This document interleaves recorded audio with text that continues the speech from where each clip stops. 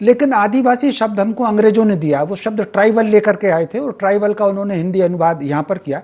मोटे तौर पर अगर आप देखेंगे तो आदिवासी शब्द कह दीजिए, जनजाति शब्द कह दीजिए, वनवासी शब्द कह दीजिए, जो मर्जी आए कह दीजिए, वो समाज और नगरीय समाज दोनों अलग नहीं है। हम चारों में से किसी न किसी का गोत्र कश्यप जरूर होगा, और आदिवासियों में भी एक कश्यप होता है। ऋग्वेद में एक मुंडूक ऋषि होते हैं और आदिवासियों में भी एक मुंडा होता है। ऋग्वेद में एक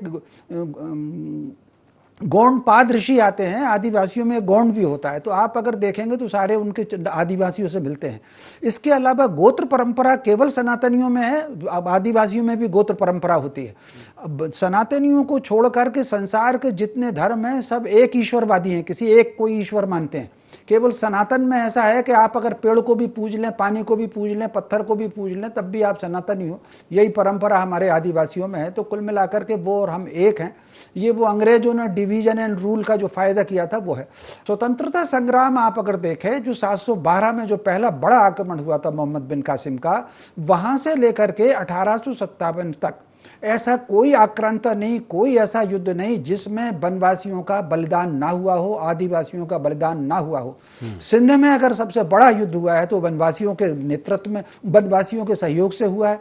सिकंदर का जो आक्रमण भारत में हुआ है वो भी सबसे ज्यादा अगर लड़ाई लड़ी है तो हमारे आदिवासियों ने लड़ी है। और इसके अलावा 1857 की आप लड़ाई जिनकी हम आज चर्चा कर रहे हैं, शंकर शाह, रघुनाथ शाह, ये दोनों पिता पुत्र हुआ करते थे। आप कल्पना कर सकते हैं जब इनको बंदी बनाया और बंदी बना करके जबलपुर में एक नौटंकी की अंग्रेजों ने मुकदमा चलाने की, तो उनके सामने एक ऑफर दिया कि वो समझौता कर लें और ईसाई मत स्वीकार कर लें। पादरी मौजूद था वहां पर, ये सारा इतिहास के पन्नों पर लिखा हुआ है।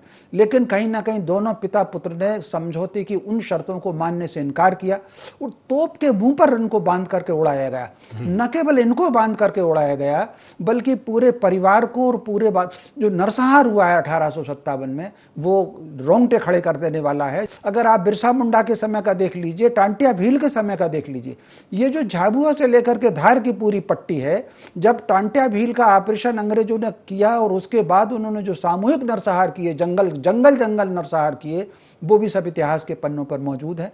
लेकिन पता नहीं क्या बात है, स्वतंत्रता के बाद हर आदमी ने अपनी बात कही कि मेरा योगदान है, मेरा योगदान है। लेकिन हमारे वनवासी बंधुओं का बलिदान भुला दिया गया। अब कहीं ना कहीं सरकार करवट ली है देश ने, और आदिवासियों का जो बलिदान है, उनकी जो मूर्तियां स्थापना का जो काम शुरू हुआ है। एक और बात मैं कहना चाहूंगा योगेश जी, हमारे आदिवासियों की कितनी जातियां हैं, जिसमें घुमंतु जनजाति भी थी।